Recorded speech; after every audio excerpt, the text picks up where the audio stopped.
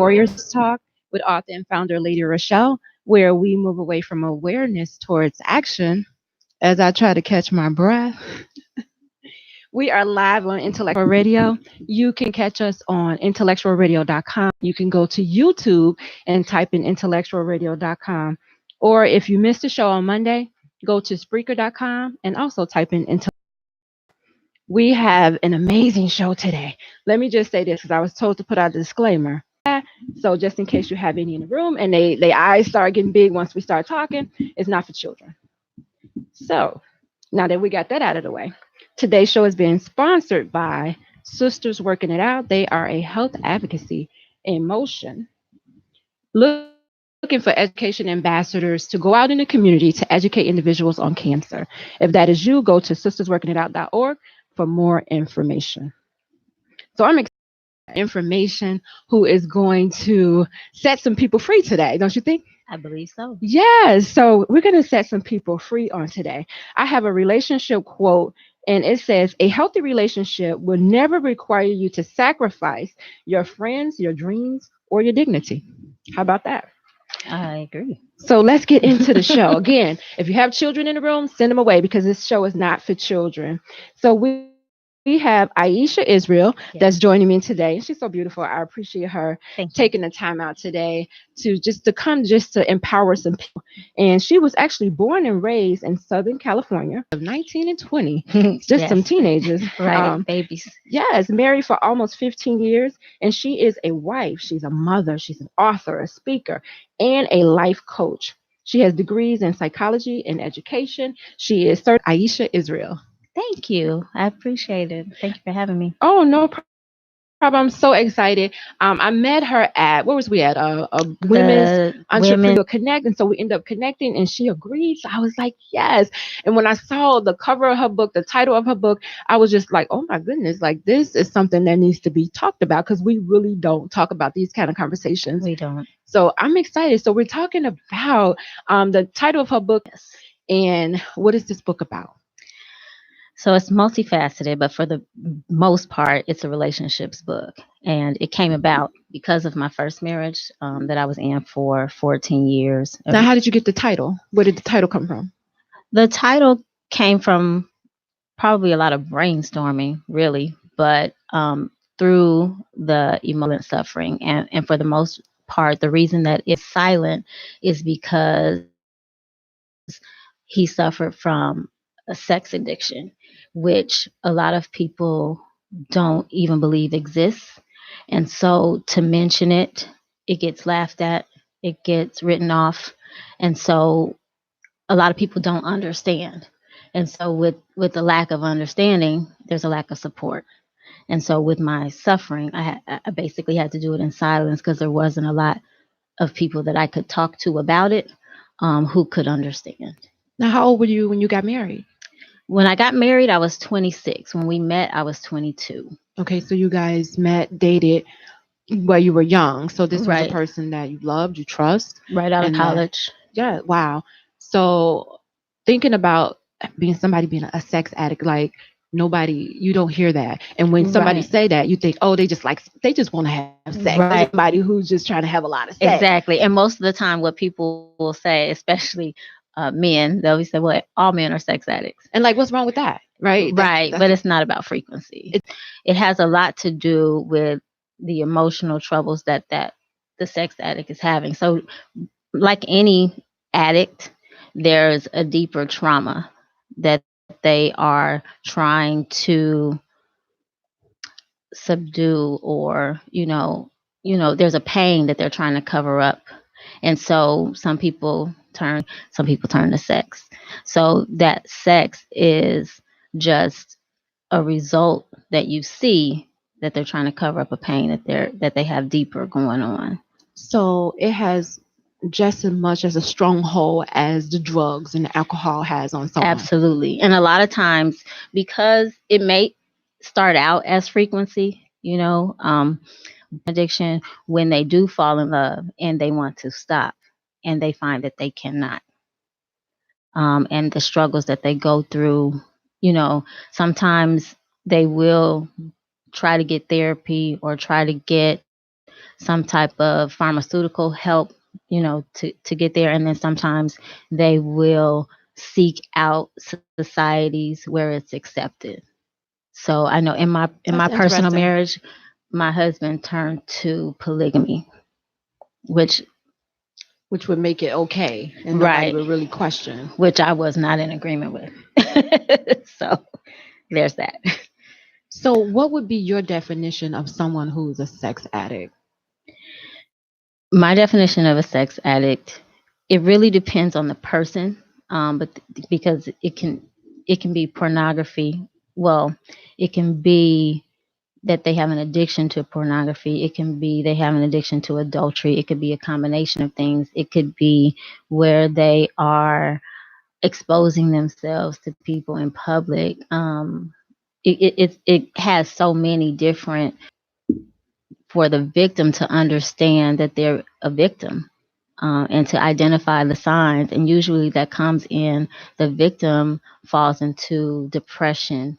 Some people are suicidal. A lot of us might be homicidal.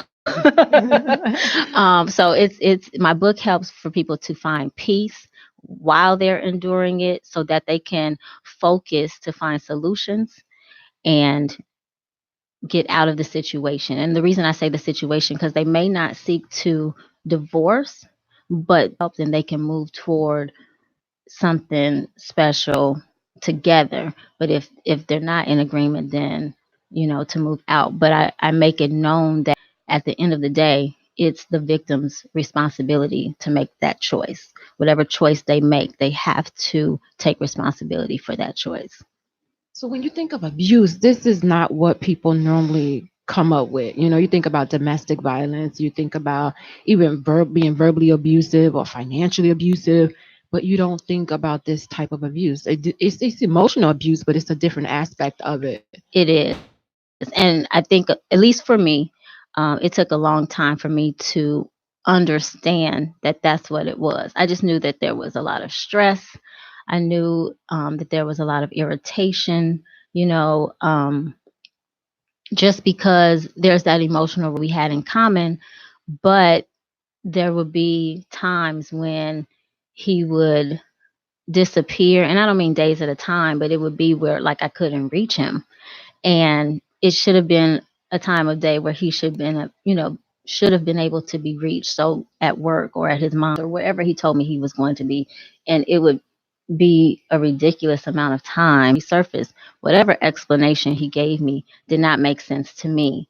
But there was a 3 year age difference between the two of us. And so a lot of times early on, I attributed his behavior to immaturity, forgetfulness, just a lot of things that I would make excuses for, because kind of how it becomes emotional abuse. Because, like, well, no, he loves, there you go through all these inner thoughts. And so, like I said, I was 22 when we met. I didn't have a lot of experience with relationships in the first. And so, what I do in my book is kind of outline, like, if this is happening, thought that you guys were in love because of certain feelings that you had, but that narcissist is not having those feelings. If you are a person that bonds through tragedy, somebody who's been through something so that you can bond, and they may have been through something, but they'll magnify that horrifying situation that they've been in so that you can bond. And then if you need a hero, that narcissist, for you to give them what they need, is what that's what a narcissist is. So I try to point that out in the book, because in my opinion, being what I consider an intellectual and intelligent human being, time, And how long was it again? 17 years. And When you really it was 10 years into the relationship. Was born with a congenital heart defect. And so we lived at the Ronald McDonald House, which was across the street, or like, around the corner from the hospital. And so she was our top priority as far as I was concerned. And so when other things started to, because regardless of how immature he may have been in the past, right now nothing else matters. And so I know at that time he had a job. First time it was, he was leaving in the morning, and I would question that, where are you going? Because we would go to the hospital together. And I don't know, wherever he told me he was going, I'm just like, that doesn't make sense. But I didn't put a lot of time into it then because, again, our child was the top priority. So my focus was her. But as soon as, she got home, because I also probably made excuses like he's stressed out. Going through making excuses and then getting hurt and then, he wasn't really the type to like bring me flowers or anything, but he would do something to like make up for it or whatever. And I think eventually I got worn out by that cycle of being really happy, having a good time, and then being really, really low and feeling worthless in my relationship. So I never really felt worthless about myself because I always kept a job. I knew that I was a good mother. I had a good relationship with my parents, like an insecurity type of thing as far as how I looked at myself, but in the relationship and then why I put up with it for so long. That was going to be one of my questions. Like, how did it make you feel? Did it make you feel like, what am I doing wrong, or what am I missing for this person to want to be out here doing these things? Absolutely. And I think a lot of it is that. So you question, am I not cooking right? Or am I not wearing the sexiest outfit? Because you just don't know what it is. And he never complained about like our intimate relationship. He never complained about, you know, activity in the bedroom. He never complained about those things. And even I would question, like, is this, is it that? And he'd be like, no, everything's fine. So when they're saying everything's fine, you're like, well, what is it? Why do I feel like this? I should not be feeling like this in a marriage. Because it's one thing to be in a relationship where you can get up and walk away. And a lot of people feel like you can get up and walk away from a marriage. Like, But wait, now, yeah, true. that wasn't my way of thinking. I never went into my marriage thinking of a way out or a divorce. It just wasn't on the table for me. So to just understand that that wasn't my way of thinking and why I put up with so many things, because I was trying to figure out what is wrong and how can we fix it. I was always just wondering, how could we fix it? What could we do better? I was already an athlete in high school, and not I wasn't into varsity sports or anything like when I got to college, or intramural sports, but I was still active. And so like I loved basketball, I loved football. I loved a lot of things that guys usually love, among guys. And so it wasn't that, like, it wasn't like I needed to learn how to like football to sit down and watch the game. It was, we watched those things together. I like action movies, you know what I mean? So it was a lot of like, what is it? What is it? So it really had nothing to do with you, and It that's didn't. what I And that's want what I had people, to find out. right? Yes, So it has nothing to do with you per se. It's something to do with that person, and they have to figure out exactly what it is and get help. they do. So They do. how do you have that conversation?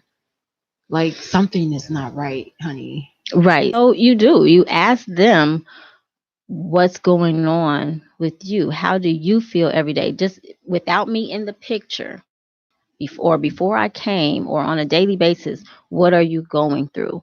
And one thing that's good as far as me exposing the nature of a narcissist is that a narcissist wants to be the center of attention. So when you come to them and you're like, well, what is it? What is it about you? When you show that deep interest, oh, they're ready to give you, whatever it is, not necessarily expecting that you're going to say, okay, well, you need help. But at least you get the information Right. that you need once you put the center of attention on them.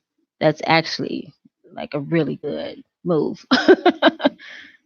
Well, I think a lot of people probably don't know that they are dating a A narcissist narcissist. until you step back from the situation, and then you start looking at all the different things that point out that this person is a narcissist, and then you like, I was dating A one of narcissist. those people, Right. and then you find out, like, because I dated one, and at the time I dated one for 5 years, and I kind of knew that he was, and everybody Okay. told me he was, but it was like, I love him, so it Right. didn't matter. But you're right, everything was like all about him, and it was all about him teaching and lecturing, and you know what I could never do right. But Right. And yeah. that's the other thing. Hmm. Yeah. So it's always going to be, and that's where you're like, okay. So, like I said, he didn't complain about the bedroom, but it would be just other things that you're nitpicking about that, or that's upsetting. Yes. And it started Yes. to be volatile. So I never really knew what was going to upset him today. You know what I mean? It wasn't physically abusive, but good Lord, like to walk on eggshells like that, that's Yes. nerve wracking. It's Yes. stressful.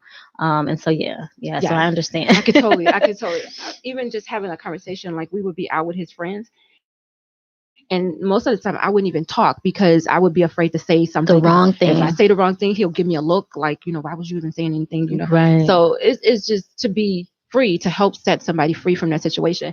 So if you are just tuning in, this is Warriors Talk. We are live on Intellectual Radio, and we are talking to Aisha Israel, and she's telling us about how to end the silent suffering. You don't have to suffer in silence. You're definitely not alone. She has a book, and she's telling us about different things that you can do, different resources, different signs that you can see in a person that you're dating. Because it's not just, I don't want to just say it's men, because a lot of Oh, people it's think it's definitely not just men. men. Yeah. It's men and women that go through this. So I don't want to just point out that only men go through this, because we know men love sex, but women do too. So they got to have it with somebody else. Right. And then I think because it's still taboo, I wasn't, because our society seems so sexualized to me now than it was a long time ago, especially when I was coming up.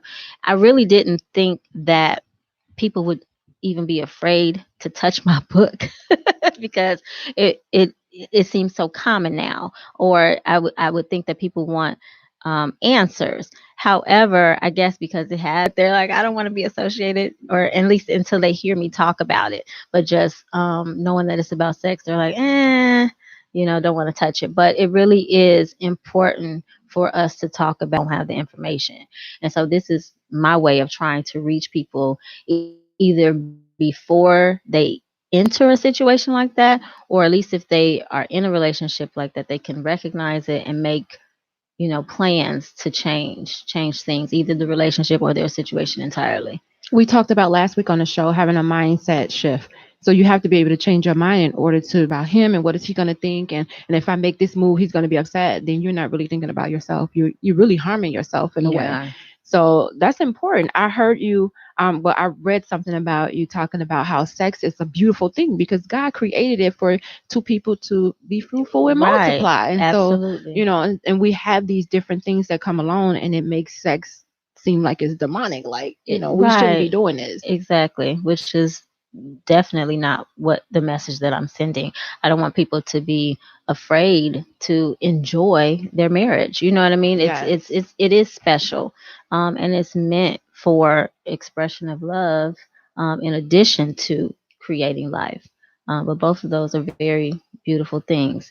So I do think that it needs to be discussed, and I think everybody deserves to experience real love.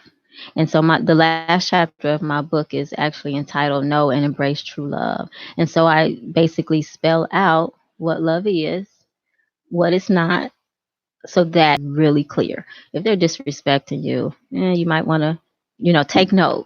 If they are humiliating you, if they're being just not even loving, I mean, they're not kind, if they're not forgiving, if they're not patient with you, if they're not listening to you. There's so many things. If it's just a negative feeling, you need to rethink it, reevaluate things. And I've heard so many times people say love hurts and different things like that. And I want people to get away from that philosophy altogether. I think we were listening. My daughter and I are together all the time. So I hear her music on the radio. She hears my music. And I remember hearing a song where somebody says something about love is pain. And quickly I'm like, don't you believe I'm really thinking about that right now? Right. But I want to plant the seed Yes. now. It does not hurt. It shouldn't hurt. It shouldn't. Now you will have disagreements, but how you resolve those disagreements means everything. If it's done in love, if you'll know. And you have to fight fair. Sometimes people don't fight fair when you're having a disagreement. You can't take things back. When you say things and you Right. put it out there, and sometimes you just can't take it back. And that person may not be as forgiving once it's out there. Right. And you just have to be careful. I won't say that me and my new husband are perfect in any way, but we are definitely careful with each other's hearts. I do wholeheartedly believe that his desire is to protect my heart. Um, and you can see that. I can just see the difference in my marriage now than, the situations that I've been in before. Well, the situation. Since you mentioned that you're remarried, were you afraid? Did you feel bitter? Well, I wasn't so much in the situation where I had decided I wasn't going to get into any other relationships, but I wasn't in a hurry, and I was interested in, focusing on trying to make this one work. Um, so I had to first forgive myself for allowing myself to endure such nonsense for so long. But then I just wanted to be friends, and I wanted to see, what was out there through my divorce. And I think one thing that actually caught my attention is that he wasn't really interested in dating me until my divorce was final. So I knew right then and there he wasn't seeking to take advantage of my fallen situation, which I did run into. I ran into people that were like, "Oh, she's divorced. Oh, this is a good time," and that's not admirable at all. So that kind of, I paid attention to that.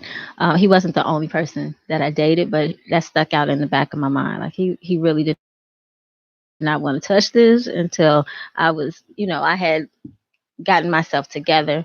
That my divorce was final. There was no, um, I guess, chance that I would be going back and forth with him and wasting his time. So really what his reasons were, but I know that he was like, yeah, call me when that's Because right, done. because that's a delicate situation, and I think some people say, "Well, she's getting ready to get divorced, so just go ahead. You still can see her. It's about to be over anyway." But I always say, if the papers are not signed yet, there's on a bad note. Right. You still got stuff lingering. So like, clean it up. Let's come into this fresh and let's see what we can do. So I totally agree with him on that. I just don't want to be bothered with that. I had a guy was talking to me, and he's married. He's like, "Oh, I'm getting divorced." I'm like, "When are you going to sign the papers?" "Oh, they're going to Exactly. be signed." I said, "Okay, well, Absolutely. it's just not. It's not fair. It's Right. not fair to me, and it's really not fair to you." So what we're gonna do is we're gonna take a quick break, and again, you are listening to Warriors Talk on Intellectual Radio. We're talking to Aisha Israel, and she's talking about end of silent suffering. We're talking about sex addicts, and if you don't know anything about it, I encourage you to come back, and we're gonna talk to her. She's gonna tell us to give you all the praise. We come, we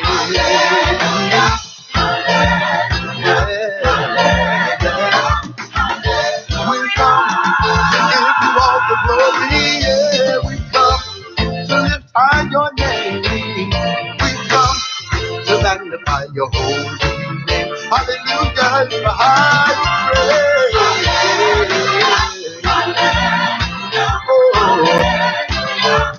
Oh, we come to give you all the glory.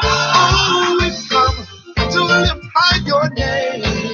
We come to magnify your holy name. Hallelujah is the highest praise.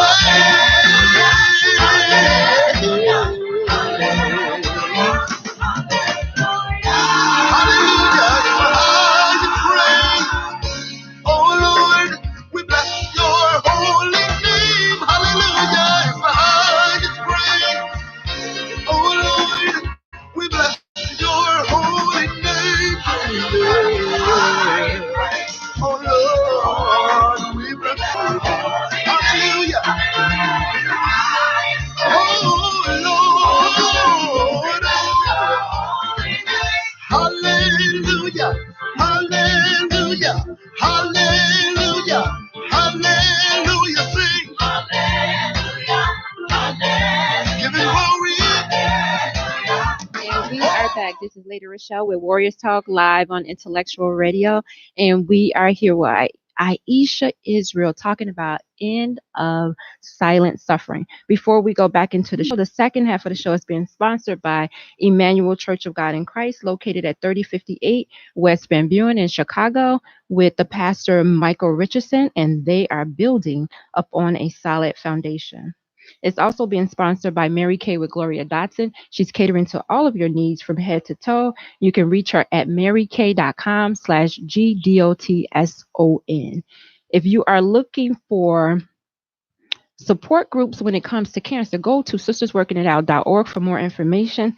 They have one every second Tuesday at Miles Square Health Center, 641 West 63rd Street in Chicago from 5:30 to 7:30. You can sign up by calling 312-574-3053.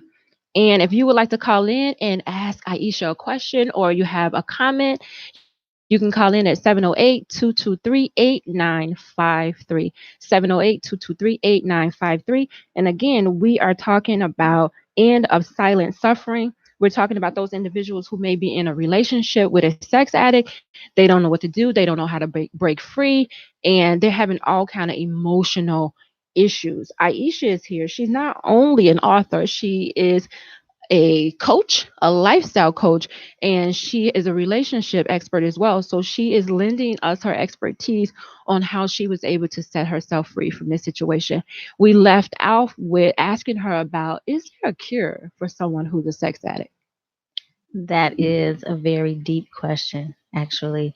So, to be honest, I'm not an addict, so I can only go by what addicts have said.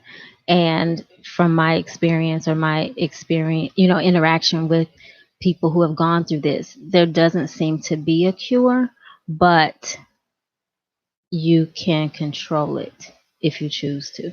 So it takes a lot. I'm not going to say that it's easy where you just decide, oh, I'm not going to, behave in these unacceptable ways. But once you make the decision that that's something that you want to take control of in your life, then you seek out ways to do that. So, and there are many ways. So, some of the people in my book, their spouses went to therapy, they went to couples counseling, individual counseling, they joined groups like Sexaholics Anonymous, um, Sex Addicts Anonymous, but they also, some of them were prescribed medication by a psychiatrist.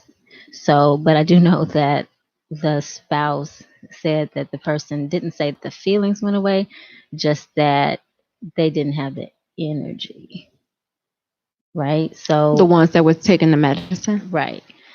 So it wasn't so That's much that they interesting. didn't think about sex, but they didn't have the get up and go to go do anything. So it was like it was suppressing it versus taking Right. it away. Right. So, like I said, I haven't heard any where they said, like, my husband or my wife is completely cured. I think it's going to be probably a lifelong process to control it. So basically what you have to do, especially if you go through therapy, and as a life coach, I do not give therapy, but I will refer to a therapist. Um, But what you have to do is ongoing, you have to make a decision or find out ways to distract yourself, so to speak. So when those urges come, what are you going to do instead of feeding that, right? So, but it has to be something that you can do. It can't be something outrageous.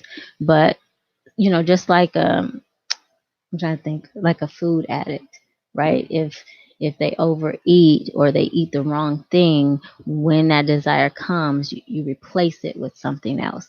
And so it's similar with the sex addict. So when the desire comes to watch pornography or something like that, then you watch something else or you do something else, go run, go, but it really depends on the nature of your weakness.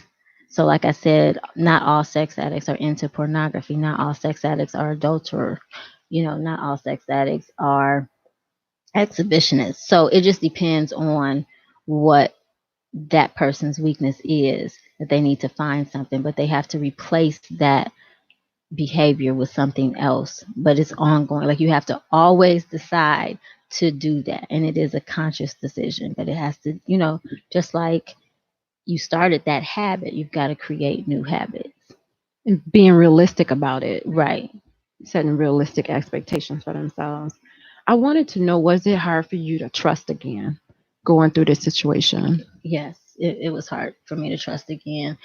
Even with, well, I will say this, my tolerance level is a lot lower, and with nonsense. So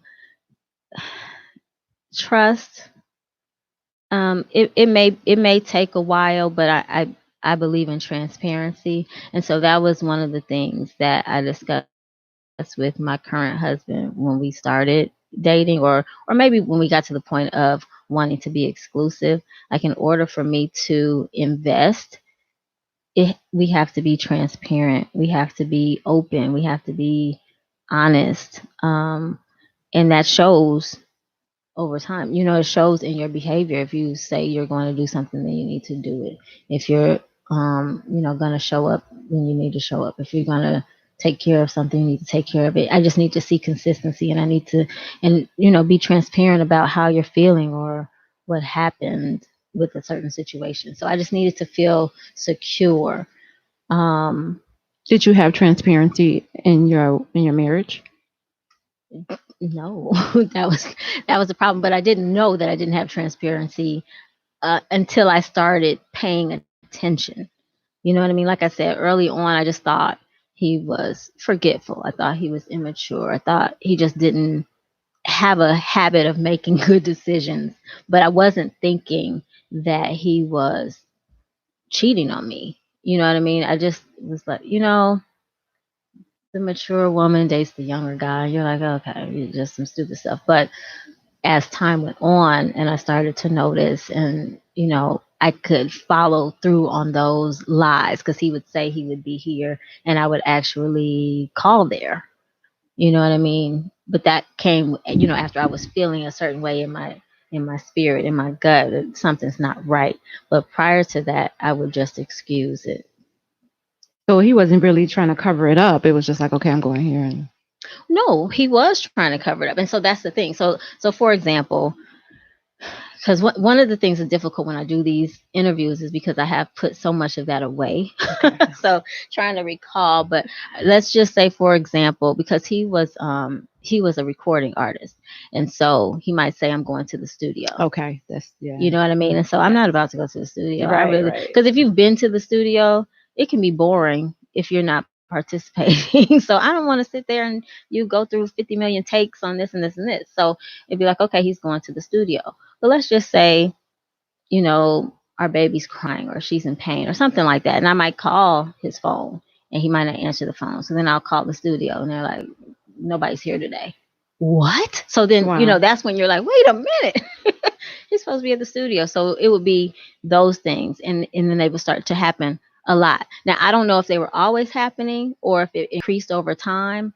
But when I started noticing, it felt like a lot to me. Like, it shouldn't, almost every other time that, I call to reach you, um, it's a problem. And so my thing is this. So if I'm calling my husband, I should just be able to call my husband and he answer the phone. I shouldn't have to not be able to reach you for hours and then have to call a friend, and then, you know what I mean? And it was such a struggle even getting a friend's phone number, those kinds of things. Like, what are you hiding? It just felt like such a struggle. It was so heavy for me.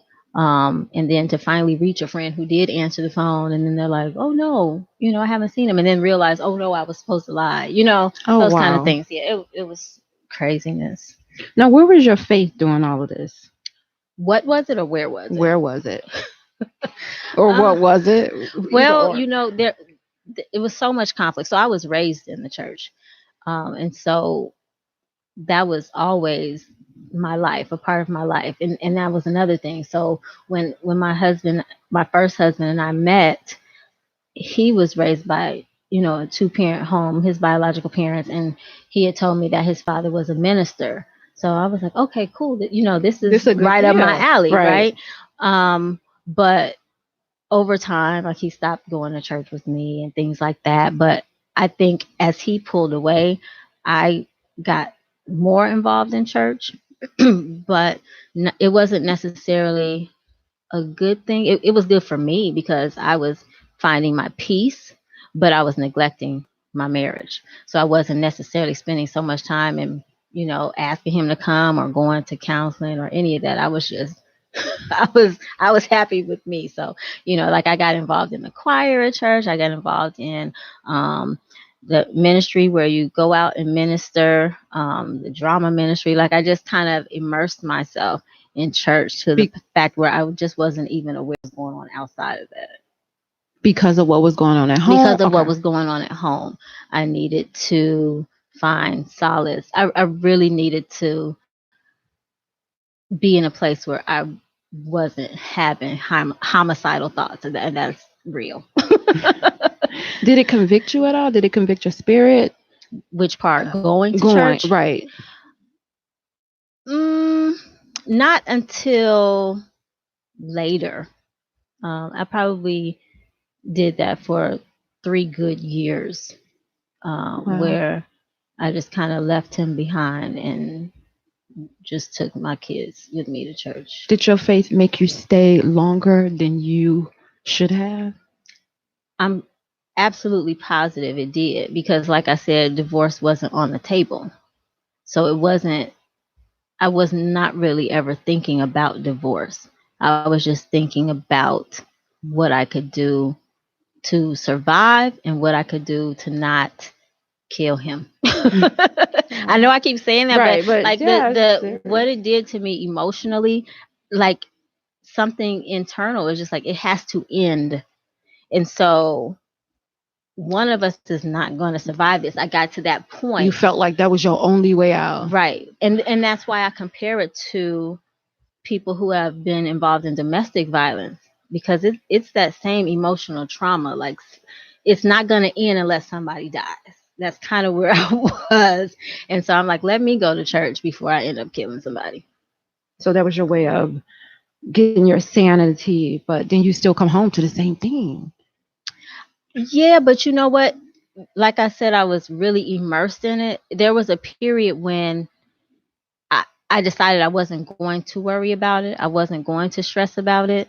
I would come home and sleep well.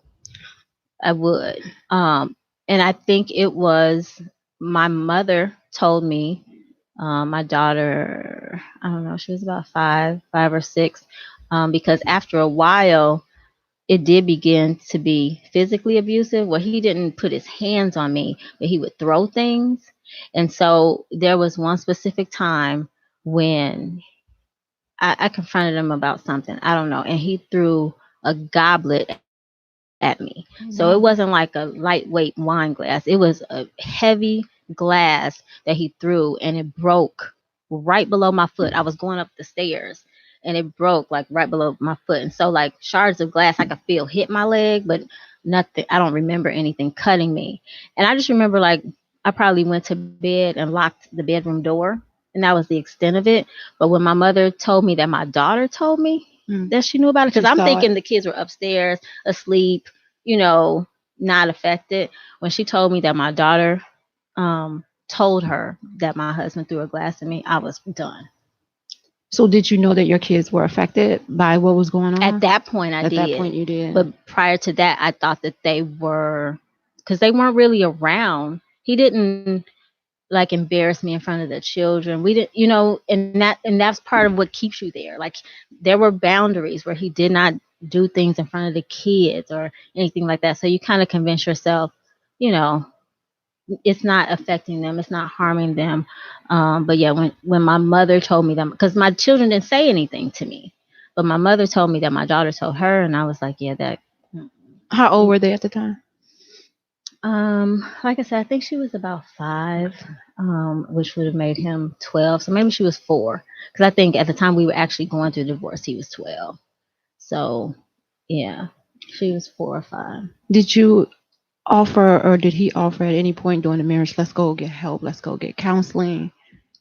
I did that. So I think 2 different times I suggested couples counseling, and he went the first time each time, and that was it. He never went back for a second session. And I remember one specific time that we were in the car on the way home, and he was saying like, counselors were crap. You know what I mean? They're on your side or whatever. And then he started, um, what is it? Sexaholics Anonymous or something like that. And he went a couple of times. I'm thinking he told me he probably went more times than that, but then again, it started to be like, you're home right now and you should be there. And he was like, Wow. oh, I went Okay. earlier. What? Those kinds of things. So he wasn't really going. So I don't know how many times he went because that was one of the things where I didn't go with him. I also was involved with group therapy. Like he wasn't a part of that. I went, to get understanding or to get support through it. But I would say the most helpful thing that I did to get through it was to be consistent going to church, be consistent praying, be consistent playing music that was uplifting. Um, yeah, it was some very traumatizing things that I went through that I just ended up having to get to a point where I just couldn't take it anymore. And actually, I didn't actually leave. He left. Yeah. I was going to ask you who started the divorce proceeding Well, because I normally started it's the women. divorce proceedings, but I started them because he left. Okay. And so when Okay. he left, he moved in with his mistress at the time. And so that's when the whole polygamy thing came up, and Okay. that was really deep, because I didn't see that coming. I actually, over the course of time, when a woman friend might pop up, he was always having these new friends. And I'm like, why they always have to be women? And so when a new friend would make me uncomfortable, I would mention it, and then that friend would be no more. But this particular person kept being there. Like, I'm telling him, this makes me uncomfortable. I don't like it. And he had all these reasons why she had to stay. You know what I mean? She's my business partner. She's this. She's helping me with this. And there were things that, if that was true, I could have done because, like, I have certificates in business. So you know, it wasn't making any sense to me. And so he ended up moving out and moving in with her. And it got easier and easier every day that he wasn't there. So I probably cried for about a week.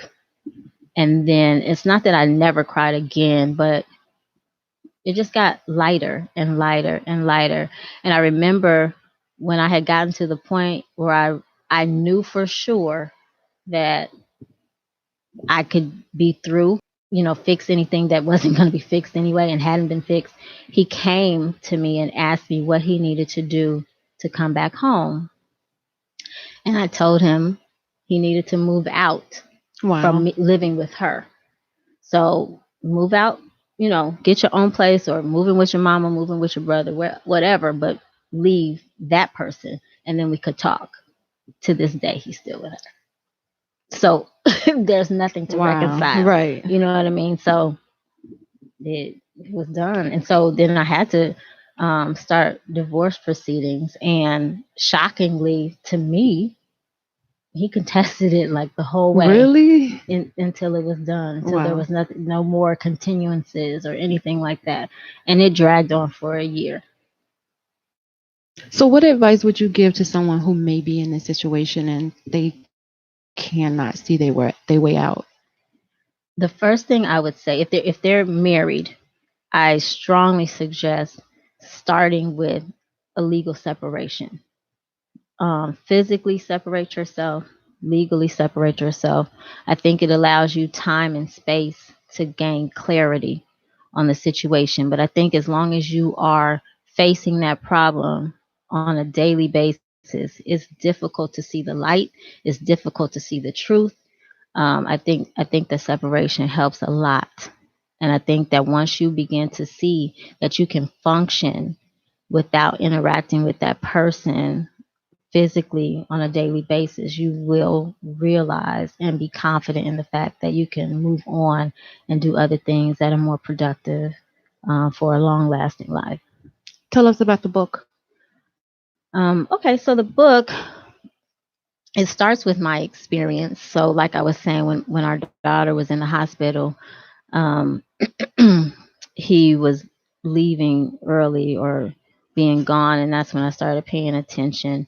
And after we moved back home from the Ronald McDonald House, I discovered that he was in an adulterous affair, and he tried to deny it. Like, I could tell he was going to take that to the grave. However, I had spoken to the woman on the phone, and she was not aware that he was married, and she gave me details. And so when I told him about the conversation, he still, was saying it's not true, didn't happen, she's lying. But gave him details that she gave me, and he was stunned, but realized there was, no way around it. So he admitted to me that he was having an affair, and then he also admitted to me that he was a sex addict. At that time, I didn't know what is a sex addict. It wasn't the first time I'd heard the term, but I hadn't learned that in, when I got my degree in psychology. That was like a new thing. So I started reading. Well, I don't even think Google was a big thing back then, but I started researching. And then over time, I've interviewed other people who have gone through the situation. And so in the book, there are 8 good stories that I was able to pick out among the people that I interviewed. And I tell a good part of their story, like, how they met, how they fell in love, like, how could this even begin? And then I talk about the turmoil that they went through, and then talk about how they were able to get on the other side of that. So some of the people in my book are still married, some of them are not. So that's why I say it's your choice. I give you all this information. I explain what a narcissist is. I tell you about the therapy that's available out there, and you decide what you want to do. But I do, like I said, I outline what real love looks like. And if you're not seeing that, you need to accept the fact that it probably isn't real Real love. love, Wow. and you deserve to have real love. And how can they stay connected to you? I am on Instagram, Facebook, and Twitter. All 3 of them, I'm at I am Aisha Israel. Thank you so much for sharing your journey with us. I appreciate it. No Know problem. that love is not abuse. Join us next week, which is going to be Testimonial Monday. Again, this is Warriors Talk with Lady Rochelle, where we are changing lives one warrior at a time here on Intellectual Radio. Thank you.